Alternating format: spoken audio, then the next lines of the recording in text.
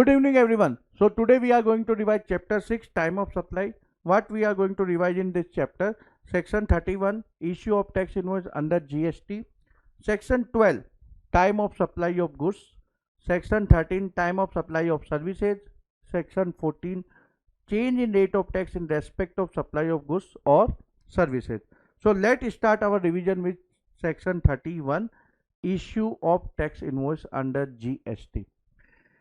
हम लोग इसमें जितने भी सब सेक्शन है सेक्शन 31 के, we are going to cover except subsection 3 which we are going to revise in chapter 10 tax invoice debit and credit note.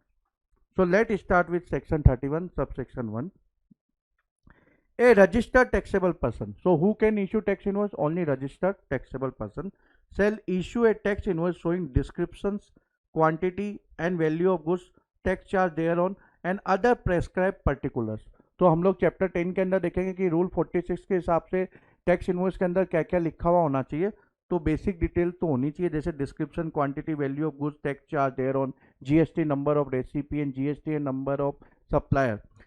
Before और at the time of, so when he is going to issue the invoice, supplier.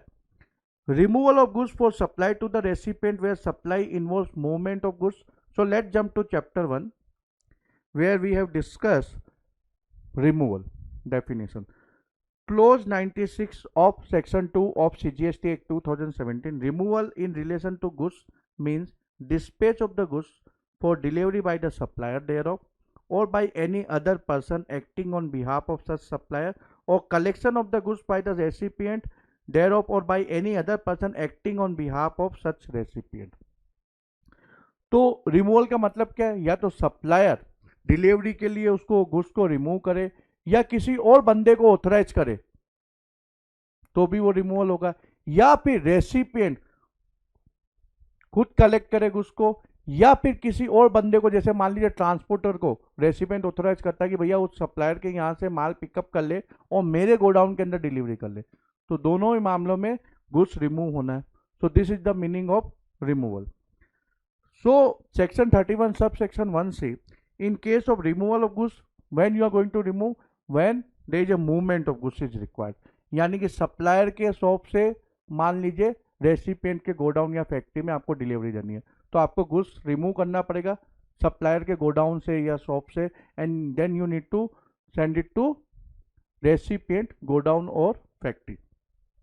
तो उस मामले में invoice कब issue करना है?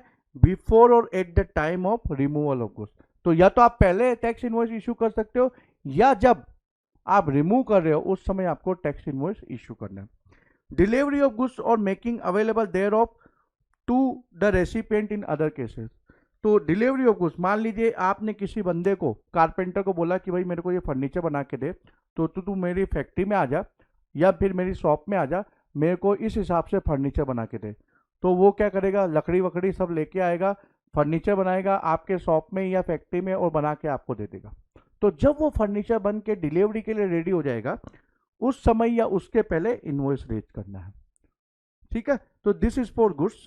Then services, section 31 subsection 2, a registered person supplying taxable services shall before और after the provision of service but within a prescribe period. Section 31 subsection 2 is talking about prescribed period.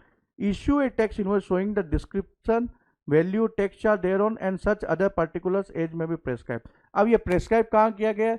तो ये rule 47 के अंदर किया गया है. In case of जो service provider वो नॉर्मल सर्विस प्रोवाइडर है, then tax invoice need to be issued within 30 days from the date of provision of services. If the supplier is mean service provider is insurance company, banks और FI and NBFC, तो ये limit जो 30 days है वो 45 days हो जाएगा from the provision of services. अब banking company normally कैसे काम करती है? बैंकिंग कंपनी, उनकी ब्रांचेज होती है, तो it's absolutely normal for banking company कि उनकी ब्रांच होगी, और जितनी ज़्यादा ब्रांचेज होगी उनको उतने ज़्यादा कस्टमर मिलेंगे. जैसे बैंक को डीडी इशू करना है तो वो अपने ब्रांच के ऊपर ही इशू करेगा, then it is absolutely normal in case of banking industry. तो इसके लिए उन्होंने, क्योंकि वो डिस्टिंक्ट पर्सन के साथ काफ़ी डील करते हैं, इसलिए एक और एक्स्ट्रा प्रोविजन है दैट एन इंश्योरर और ए बैंकिंग कंपनी और a financial institution including A NBFC or a telecom operator making taxable supplies of services between distinct person. Telecom operator भी महाराष्ट्र एंड गोवा का एयरटेल वाला अलग है, मतलब उसका अलग रजिस्ट्रेशन है, और दिल्ली वाले का अलग है। अब रोमिंग के अंदर तो वो एक दूसरे की सर्विस लेंगे ही लेंगे। तो ये जो बिजनेस है टेलीकॉम सेक्टर या इंश्योरेंस या बैंकिंग, इसमें डिस्टिंक्ट पर्सन के साथ ट्रांजेक्शन होना नॉर्मल है। तो इसीलिए उन्होंने बोला कि अगर ये आपस में ट्रांजेक्शन कर रहे हैं, then as specified in section 25, basically distinct person may issue the invoice before or at the time such supplier record the same in the books of account or before the expiry of the quarter during which the supply was made. अब ये question मेरे को कभी कभी group के अंदर आता है, तो बहुत ही सिंपल है। विच एवर इज अर्लियर नहीं लिखा हुआ है, इसमें बोला कि जब वो बुक्स ऑफ अकाउंट में अपने एंटर करता है या क्वार्टर एंड में वो इसका टाइम ऑफ सप्लाई कंसिडर कर सकता है। तो चलिए इसका एक एग्जांपल देख लेते हैं। Example 5, Mumbai branch of ABC bank rendered banking services to इस चेन्नई ब्रांच। तो एबीसी बैंक की मुंबई ब्रांच चेन्नई ब्रांच को सर्विस दे रही है on 10/11/2018। The transaction was recorded in the books of account of Mumbai branch of ABC bank on 12/11/2018। Mumbai branch of ABC bank can raise invoice either on or before 12/11/2018 when entry was made in the books of account or before 31st December 2018। तो इसका quarter कब and होगा? अक्टूबर दिसंबर का 31st December, before the close of quarter during which the supply was made. आपको याद रखना है इसमें विच एवर अर्लियर नहीं लिखा हुआ है। Section 31 sub section 4 continuous supply of goods. Now continuous supply of goods में आपको ये भी ध्यान रखना है कि डेफिनेशन के अंदर कोई टाइम पीरियड नहीं बताया गया है। कंटिन्यूस सप्लाई ऑफ गुड्स की जो डेफिनेशन है उसमें कोई भी टाइम पीरियड नहीं है। कंटिन्यूस सप्लाई ऑफ सर्विसेज के मामले में जो कॉन्ट्रैक्ट है वो 3 महीने से ज़्यादा होना चाहिए।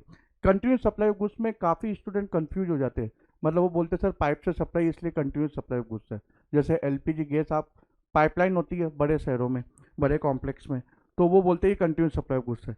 नहीं, अगर ओपन परचेज ऑर्डर है, जैसे मान लीजिए वो तो है ही है, ओपन परचेज ऑर्डर है, आप एक सप्लायर को बोलते हो कि डेली बेसिस पे 20 लीटर का मेरे को कैन भेज देना बिस्लेरी का मेरे एम्प्लॉय के लिए, ठीक है, तो ये भी कंटिन्यूस सप्लाई ऑफ गुड्स है। या स्टेशनरी वाले को बोलते हो कि जब जब मेरे को स्टेशनरी का आइटम लगता है, चाहे कैलकुलेटर, पेपर, मेरे को भेज देना, तो ये भी क्या है? Continuous supply of goods.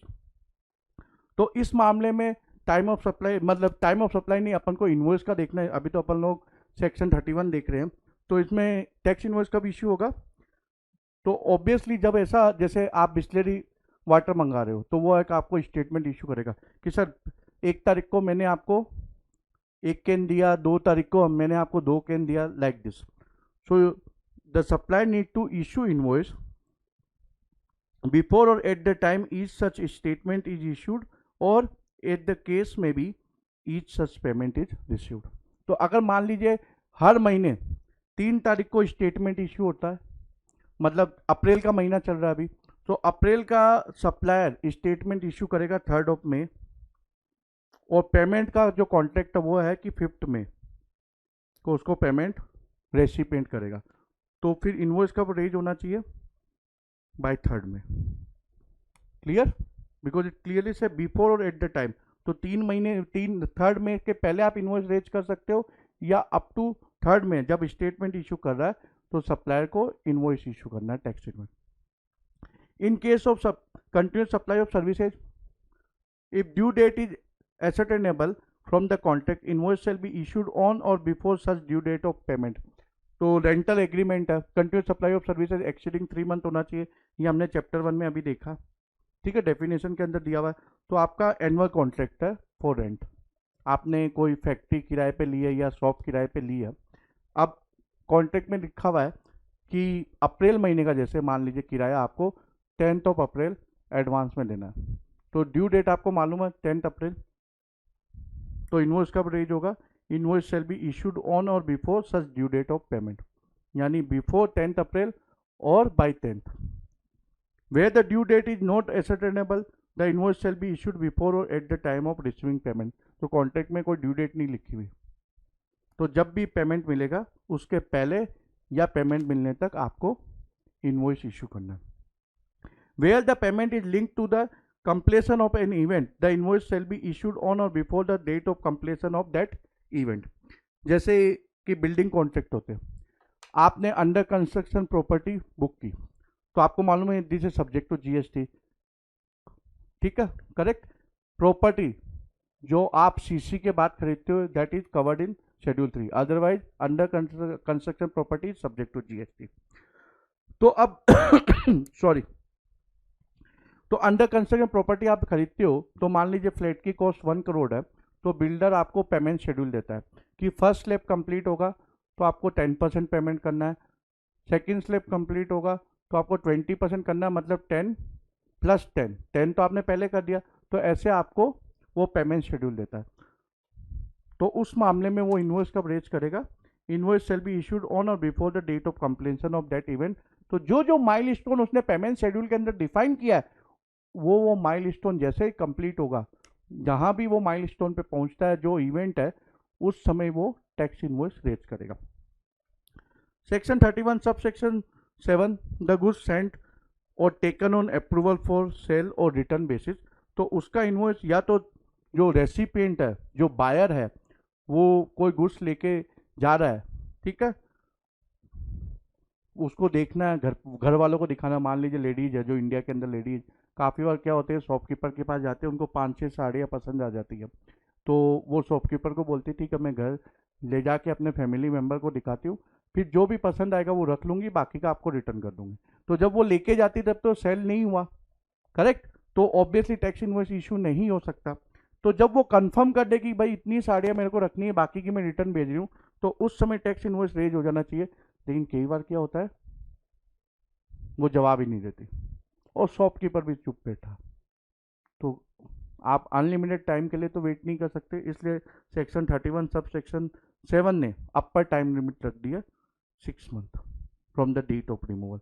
तो या तो वो कंफर्म कर दे कि मैं ये खरीद रही हूँ, तो उसी समय टैक्स इनवॉइस इशू करना है, या फिर अगर कुछ भी जवाब नहीं मिले तो 6 month then you need to raise tax invoice.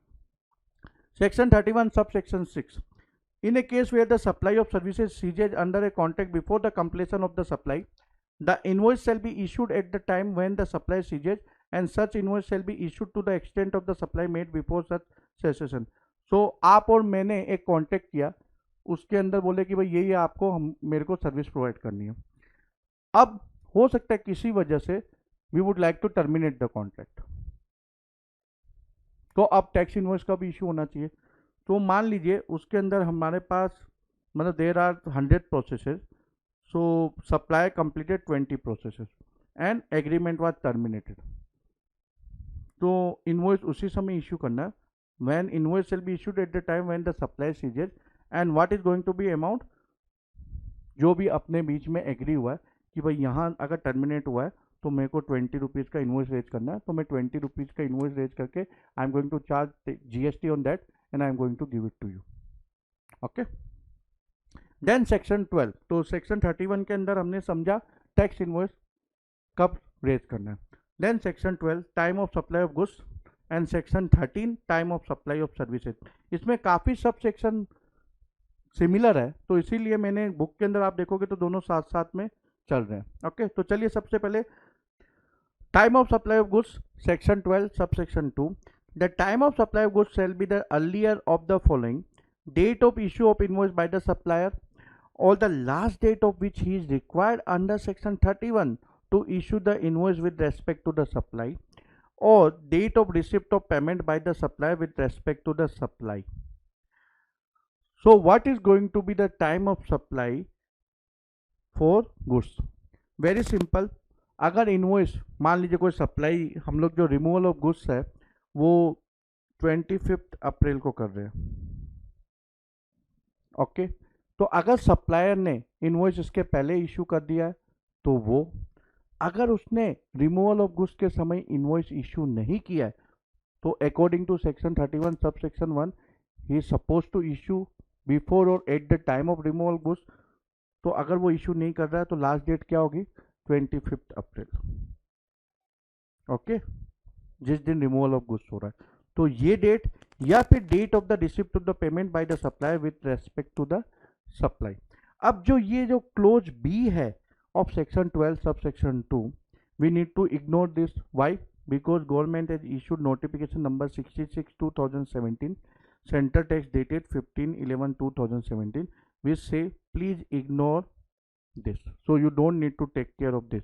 तो अगर सप्लायर को कोई एडवांस पेमेंट मिलता है, एडवांस पेमेंट नॉर्मली सप्लाई के पहले ही मिलेगा, तो उसको उस समय टैक्स का पेमेंट नहीं करना पड़ेगा, उसको टैक्स का पेमेंट करने के लिए केवल ए ही देखना है. So what is the time of supply? Basically date of issue of invoice by the supplier, अगर उसने पहले कर दिया, और अगर नहीं किया तो फिर जो भी सेक्शन 31 के हिसाब से उसको इश्यू करना था, तो अगर उस हिसाब से इश्यू नहीं किया तो फिर क्या होगा? Last date of which he is required to issue.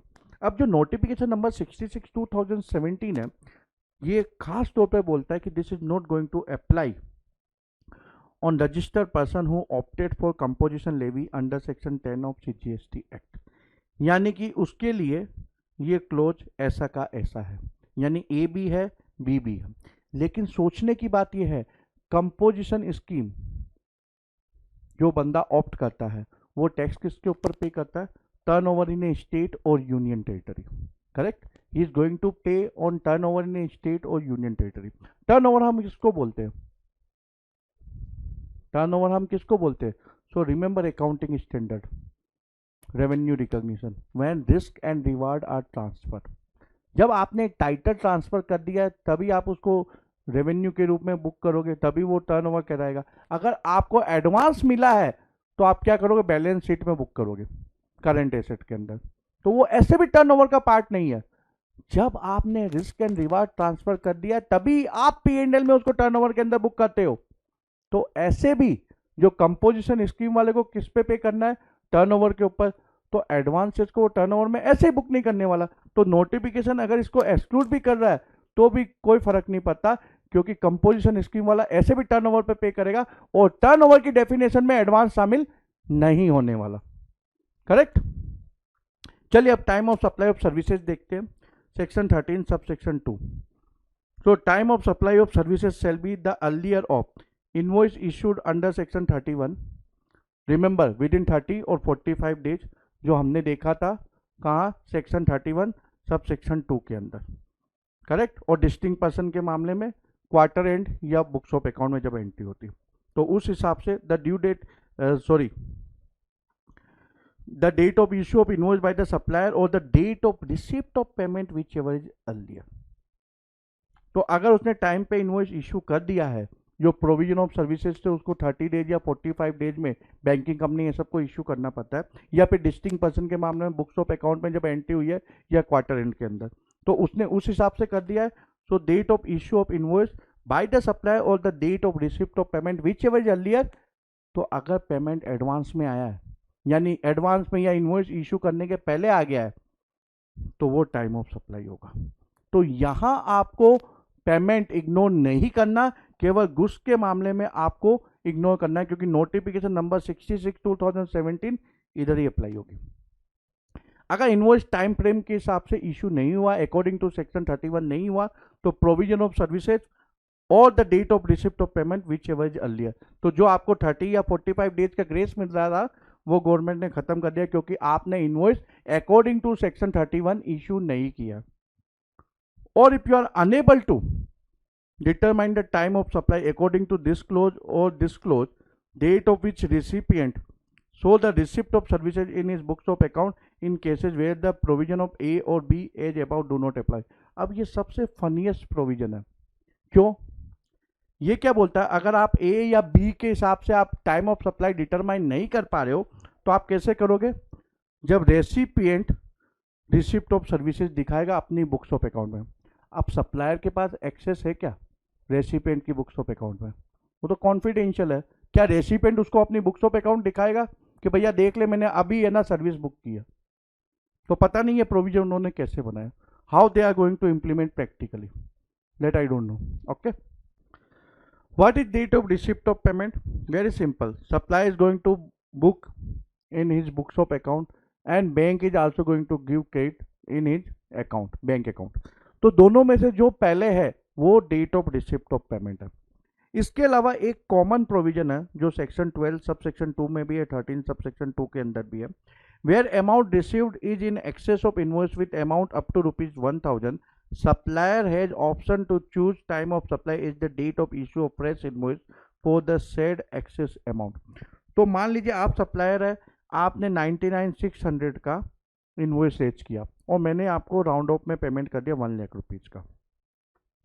अब ये इनडायरेक्टली 400 रुपीज जो मैंने एक्सेस पेमेंट किया है वो एडवांस पेमेंट हो गया। तो क्वेश्चन आता है कि इसका टाइम ऑफ सप्लाई क्या होगा। तो गुड्स के मामले में तो ऐसे भी हम लोग को एडवांस पेमेंट इग्नोर करना है, क्यों? Because notification number 66/2017 is there. Okay, तो ये क्लोज है तो भी उसका कोई रेलिवेंस नहीं रहता। लेकिन सर्विसेज के मामले में हमको एडवांस पेमेंट पे, अगर पेमेंट पहले है तो हमको टैक्स पे करना पड़ेगा। But because of this provision इससे that supplier can choose time of supply is the date of issue of fresh invoice, यानी कि जब आप मेरे को आप अगली सप्लाई करोगे, जब वो आप इनवॉइस रेज करने वाले हो, तो वो टाइम ऑफ सप्लाई आप चूज कर सकते हो। So this provision is there in section 12 subsection 2 and 13 subsection 2 also, but it is not a, मतलब इसकी रेलिवेंसी नहीं रहती है बिकॉज ऑफ नोटिफिकेशन नंबर 66/2017 66/2017 का नोटिफिकेशन है, उसकी वजह से इसकी रेलिवेंसी नहीं है फॉर सेक्शन 12 सब सेक्शन 2 यानी गुड्स के मामले में। बट सर्विसेज के मामले में गवर्नमेंट ने सर्विस प्रोवाइडर को कुछ रिलैक्सेशन दे दिया। Now Section 12 subsection 3 reverse charge. So what is the time of supply in case of reverse charge where recipient need to pay the taxes?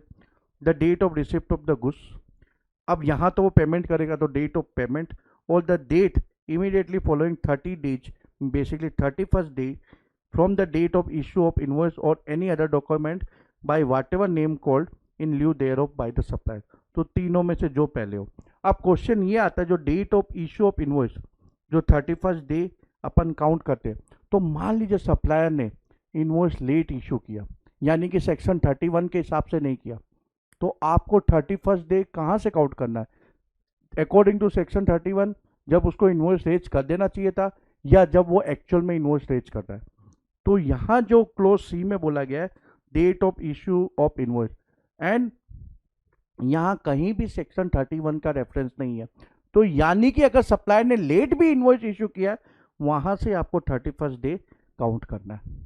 Okay, if it is not possible to determine the time of supply under clause A B और C about the time of supply shall be the date of entry in the books of account of the recipient of supply. तो अगर आप A clause B clause C clause के हिसाब से आप time of supply determine नहीं कर पा रहे हो, तो whenever you are entering in the books of account means basically recipient is entering in the books of account. अब ये कब एप्लीकेबल होता है, ये मेरे को क्वेश्चन आता है। तो मैंने बुक में लिखा है जैसे प्रोविजनल एंट्री, आपने कोई गुड्स खरीदा वो सब्जेक्ट टू रिवर्स चार्ज है, ठीक है। अब होता क्या है कि वो इन ट्रांजिट है 31 मार्च को, तो आप क्या करोगे, उसकी प्रोविजनल एंट्री ले लोगे। अब आपको गुड्स भी नहीं मिला, आपने पेमेंट भी नहीं किया और हो सकता है इनवॉइस भी नहीं मिला, तो आप क्या करोगे, उसकी प्रोविजनल एंट्री ले लोगे, तो फिर टाइम ऑफ सप्लाई वो हो गया। ओके, तो उस समय ये प्रोविजन यूज होगा। ओके, अब time of supply for reverse charge related to services, date of payment. अब क्योंकि उसमें गुड्स तो रिसीव्ड होगा नहीं, तो ए क्लोज यहाँ गायब हो गया, बी क्लोज ए बन गया। और क्योंकि हम लोग नॉर्मली भी सेक्शन 31 सब सेक्शन 2 के अंदर अगर आपको याद है तो 30 डेज ग्रेस पीरियड देते हैं, because you are suppose to issue invoice within 30 days from the provision of services. तो इसलिए जो 31st डे है वो 61 डे हो गया। इसके अलावा अगर आपने एसोसिएट एंटरप्राइजेस से सर्विस ली है जो आउटसाइड इंडिया है, तो टाइम ऑफ सप्लाई क्या होगा, बुक्स ऑफ अकाउंट, जब रेसिपिएंट अपनी बुक्स ऑफ अकाउंट में वो सर्विस शो करता है, या फिर date of payment whichever is earlier. Okay, clear. यहां आपको ये ध्यान रखना है कि अगर आप अनरजिस्टर्ड सप्लायर से इनवर्स सप्लाई है तो आपको सेल्फ इन्वॉइसिंग करनी है। वो सेल्फ इन्वॉइसिंग की डेट की कोई इंपॉर्टेंस नहीं है। जो सप्लायर का जो कॉमर्शियल इन्वॉइस होगा, नॉर्मल इन्वॉइस, वो जब डेट को इशू कर रहा है उस डेट से आपको 31st डे या 61st डे काउंट करना है। Okay, time of supply for voucher section 12 subsection 4। So if supply is identifiable then the time of supply, date of issue of voucher. If supply is not identifiable, then date of redemption of voucher. काफी logical है, क्योंकि अगर supply identifiable है, यानी कि आपको मालूम है कि इस वाउचर के अगेंस्ट में मान लीजिए पिज्जा हट इशू कर रहा है, आपको मालूम है आप पिज्जा ही ले सकते हो, then you also know the tax rate, so that's why it's date of issue of voucher. लेकिन मान लीजिए सुपर स्टॉप वाउचर इशू करता है, ठीक है, आप सुपर स्टॉप का वाउचर खरीदते हो, तो आप उसके अगेंस्ट में शूज भी खरीद सकते हो, गारमेंट आइटम भी ले सकते हो, वॉच भी ले सकते हो, परफ्यूम भी ले सकते हो, any other item which is available in super stop you can buy against that voucher. So that time you are not aware कि आप कौन सा आइटम खरीदने वाले हो और उसकी टैक्स रेट क्या है. तो इसीलिए date of redemption of voucher when supply is not identifiable. So this is related to goods and for services also it remain same provision. इसीलिए मैंने दोनों प्रोविजन को अगर आप देखोगे साथ साथ में रखा है, तो आपको दो बार याद करने की जरूरत नहीं है, because it is same provision also there in section 13 subsection 4 which is related to services.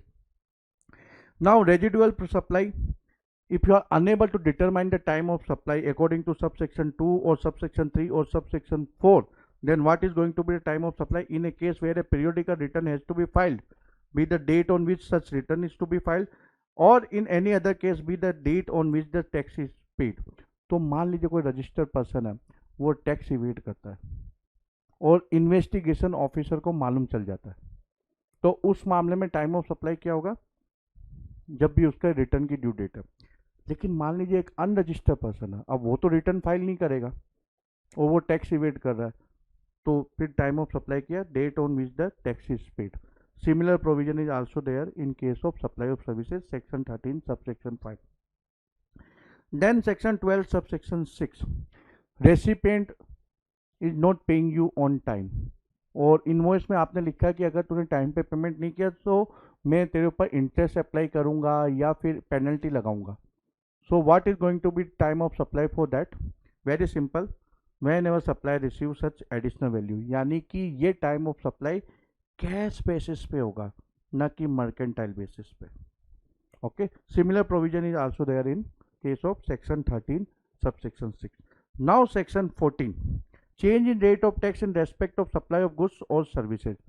तो अगर मान लीजिए गवर्नमेंट ने नोटिफाई किया किसी पर्टिकुलर गुड्स के ऊपर टैक्स रेट 12% थी, government has notified that from 1st May tax rate is going to be revised upward and it is going to be 18%. तो उस मामले में टाइम ऑफ सप्लाई क्या होगा. So section 14 is specifically providing for such type of circumstances. So that's why it is going to override on section 12 and 13.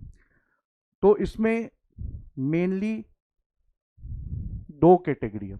एक category के अंदर taxable goods और services of both has been supplied before the change in rate of tax, और दूसरी के अंदर taxable goods और services of both has been supplied after the change in rate of tax.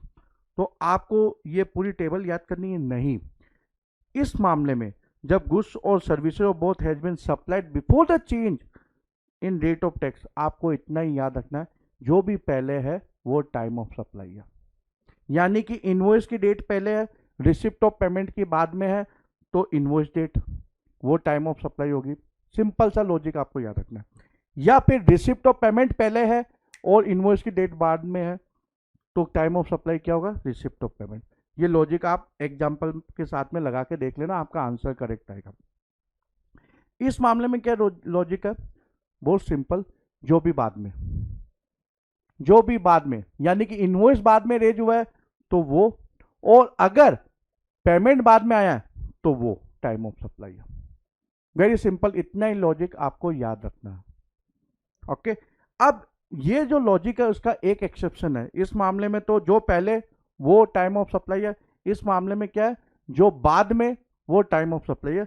लेकिन जो इस मामले में ये लॉजिक अपना अप्लाई नहीं होगा, क्योंकि ये जो है इसके अंदर इनवॉइस भी पहले इश्यू हो गया है और रिसिप्ट ऑफ पेमेंट भी पहले है. तो यहाँ ये आपको याद रखना है, यहाँ सब पहले, यहाँ बाद में, लेकिन इस बीच वाले के अंदर जब इनवॉइस और रिसिप्ट ऑफ पेमेंट दोनों पहले हो गए तो आपको याद रखना है पहले, before. So invoice is issued before, then that is the time of supply. Receipt of payment is before, then that is time of supply. Again shall I repeat, अगर गुड्स और सर्विसेज की सप्लाई पहले हो गई है from the change in rate of tax, तो जो भी पहले है, इनवॉइस पहले इश्यू है तो वो time of supply, receipt of payment पहले है तो वो टाइम ऑफ सप्लाई। अगर गुड्स और सर्विसेज की सप्लाई बाद में हुई है यानी चेंज ऑफ रेट होने के बाद, तो जो भी बाद में है वो टाइम ऑफ सप्लाई होगी। तो अगर इनवॉइस बाद में इश्यू हुआ है तो वो टाइम ऑफ सप्लाई, या फिर रिसिप्ट ऑफ पेमेंट बाद में तो वो टाइम ऑफ सप्लाई। इसका केवल जो ये लॉजिक है ये यहाँ अप्लाई नहीं होगा, क्योंकि यहाँ इनवॉइस और रिसिप्ट ऑफ पेमेंट दोनों पहले है, तो गवर्नमेंट बोलती है कि भैया जब दोनों ही पहले है तो मेरे को तू पहले टैक्स दे दे, तो इसलिए जो पहले है वाट ever is before.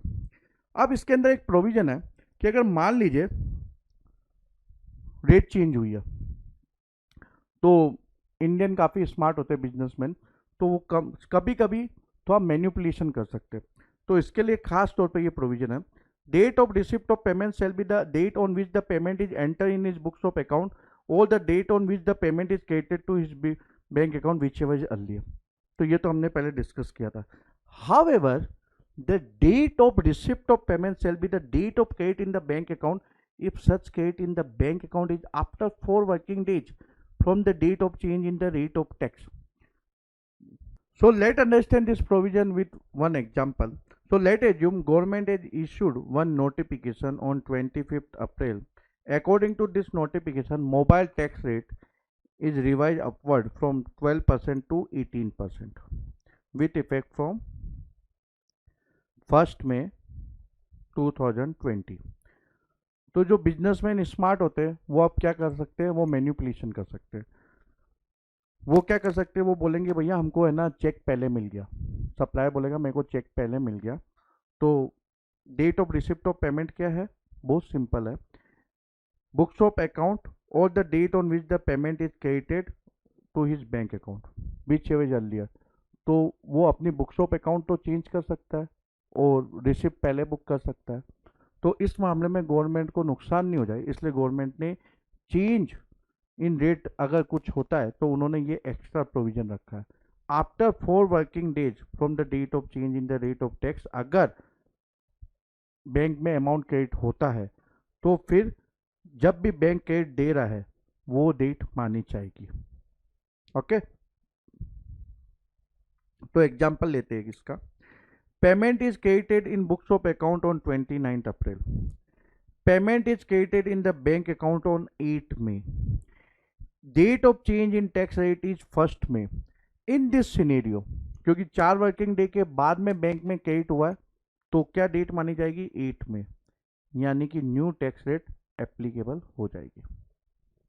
Okay, so what is going to be date of receipt of payment, 8 में। Okay, if suppose payment is credited to bank account on 3rd में, तो अब 4 वर्किंग डेज के अंदर ही हो रहा है, then you can consider 29th April as a date of receipt of payment. Okay, government ने नोटिफिकेशन इश्यू किया है रियल एस्टेट सेक्टर से रिलेटेड ट्रांजेक्शन के लिए, कैसे आप टाइम ऑफ सप्लाई डिटरमाइन करोगे। So before jumping to this notification, let revise whatever we understood in chapter 2, 3 and 4। Chapter 2 के अंदर हमने समझा कि शेड्यूल 3 के अंदर sale of land is covered and sale of building is covered if it is sold after getting the completion certificate और first occupancy, correct. Otherwise under construction property is subject to GST and it is supply of service according to schedule 2। फिर हमने chapter 3 के अंदर reverse charge की entry देखी, 5B and 5C। तो TDR, FSI या long term lease of land, so promoter need to pay tax under reverse charge, correct? Promoter means builder. Then we have also seen exemption entry in notification number 2/2017 dated, city rate dated 28/6/2017 in chapter 4, page number 82 of my book. 41A and 41B, supply of TDR FSI is exempt. When it is going to exempt, I explain you. अगर schedule 3 का item है, मतलब basically sale of building is happening after issuance of CC और first occupancy, okay, then it is neither supply of goods not supply of service not subject to GST. तो उस मामले में TDR FSI exempt नहीं है and builder has to pay tax under reverse charge, correct. तो government को फिर किस पे टैक्स मिलेगा, टीडीआर एफएसआई के ऊपर। अगर वो builder under construction property sale करता है that is subject to GST, I explain you. तो उस मामले में जो टीडीआर एफएसआई है जब वो ट्रांसफर हो रहा है तो वो एग्जम्प्ट हो जाएगा। सो टू कंक्लूड, गवर्नमेंट एक बार टैक्स कलेक्ट कर दिया। अगर वो शेड्यूल 3 का आइटम है तो गवर्नमेंट बोलती है तेरे को भैया टीडीआर एफएसआई का एग्जम्पशन नहीं मिलेगा, please pay tax under reverse charge. और अगर builder under construction property sale कर रही है तो वो जीएसटी का पेमेंट करेगा, तो वो गवर्नमेंट बोलती ठीक है तेरे को टीडीआर एफएसआई का मैं एग्जम्पशन दे देती हूँ। अब क्वेश्चन आता है कि इसकी टाइम ऑफ सप्लाई कब होगी, कब बिल्डर को टैक्स जमा करवाना है, क्या उसकी टाइम ऑफ सप्लाई है। So government has issued using the power given to the central government by section 148 of CGST Act 2017, they have issued one notification number 4/2018 CT rate and 4/2018 IT rate, basically under IGST, one is under CGST, both dated 25/1/2018. According to this, time of supply is going to be the when the possession or right in the property is transferred to the landowner by entering into a conveyance deed or similar instrument like allotment letter. So this is going to be the time of supply, but this notification is only applicable up to 31st March 2019। जो उन्होंने latest amendment किया उसके हिसाब से ये तभी तक applicable है। Nothing content in this notification shall apply with respect to development right supplied on or after 1 April 2019। तो 1 अप्रैल 2019 से क्या होने वाला है, now they have issued new notification, notification number 6/2019 CT rate and 6/2019 IT rate. Similar notification उन्होंने IGST में भी issue किया, that is 29 March 2019। According to this, now time of supply is going to be issuance of completion certificate for the project where required by the competent authority or on its first occupancy, whichever is earlier. So this is now going to be the time of supply from 1 April 2019, उसके पहले convince deed या appointment letter के हिसाब से, ठीक है, क्योंकि हम लोग को टाइम ऑफ सप्लाई तो डिटरमाइन करना पड़ेगा कि कब बिल्डर ये टैक्स पे करने वाला है। So that's why to give actually boost to the real estate sector, government ने बोला बॉस इमीडिएटली पे मत करो, उन्होंने थोड़ी लायबिलिटी उसकी डेफर कर दी। So this and revision of chapter 6 time of supply. Thank you very much, bye bye.